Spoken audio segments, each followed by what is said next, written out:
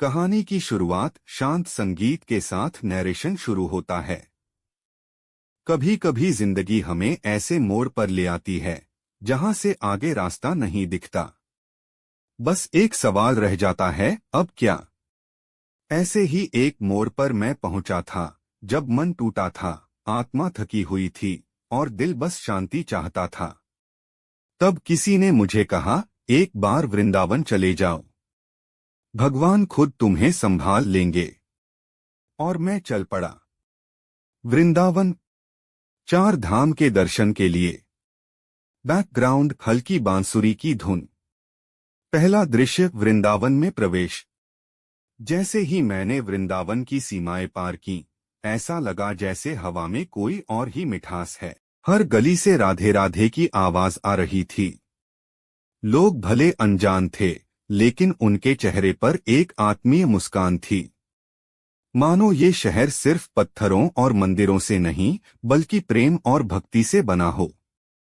मैं सीधा पहुंच गया 4 धाम मंदिर। और वहां पहुंचते ही मेरे कदम खुद ब खुद रुक गए। 4 धाम टेम्पल का दृश्य, पहली नजर का असर। 4 धाम मंदिर कोई साधारण मंदिर नहीं है। ये 4 दिशाओं में स्थित भारत के 4 पवित्र धामों बद्रीनाथ, द्वारका, जगन्नाथपुरी और रामेश्वरम का प्रतीक है। लेकिन यहाँ वृंदावन की भूमि पर ये चारों एक जगह हैं। श्वेत संगमरमर से बने इस भव्य मंदिर को देखकर मेरी आंखें भर आईं। मैं कुछ पल बस यूं ही खड़ा रहा, जैसे शरीर वहीं था पर आत्मा किसी और लोक में पहुंच गई हो। भीतर प्रवेश और दर्शन। सबसे पहले मैंने द्वारका धाम के दर्शन किए।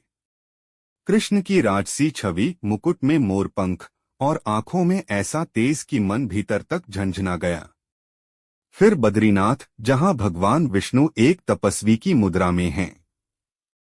वहां खड़े होकर मैं रो पड़ा, न जाने क्यों, पर लगता था जैसे कोई मेरे सारे दुख अपने में समेट रहा है। जगन्नाथपुरी में विशाल नेत्रों से मुझे बस एक ही संदेश मिला, तू मेरा है। और अंत में रामेश्वरम, शिव की उपस्थिति ने मन को स्थिर कर दिया। वहां बैठकर मैंने पहली बार सच में प्रार्थना की, बिना किसी मांग के। भीतर की आवाज। 4 धाम देखने के बाद मैं वहीं सीढ़ियों पर बैठ गया। सामने एक बुजुर्ग दादी माँ आई। उन्होंने मेरे सिर पर हाथ रखा और बोली, बेटा, अब कुछ मांग मत, बस महसूस कर। यहाँ भगवान खुद बोलते नहीं, पर सुन सब लेते हैं। उनकी वो बात मेरे दिल में उतर गई। आध्यात्मिक अनुभव। मैंने आंखें बंद की। 4 धाम की घंटियां बज रही थीं। हवा चल रही थी। और एक पल को ऐसा लगा जैसे मेरे भीतर कोई कह रहा हो, तू अकेला नहीं है। मैं हूं, हमेशा था, हमेशा रहूंगा। उस क्षण मैं बदल गया। वो कोई दर्शन नहीं था, वो तो भगवान का स्पर्श था।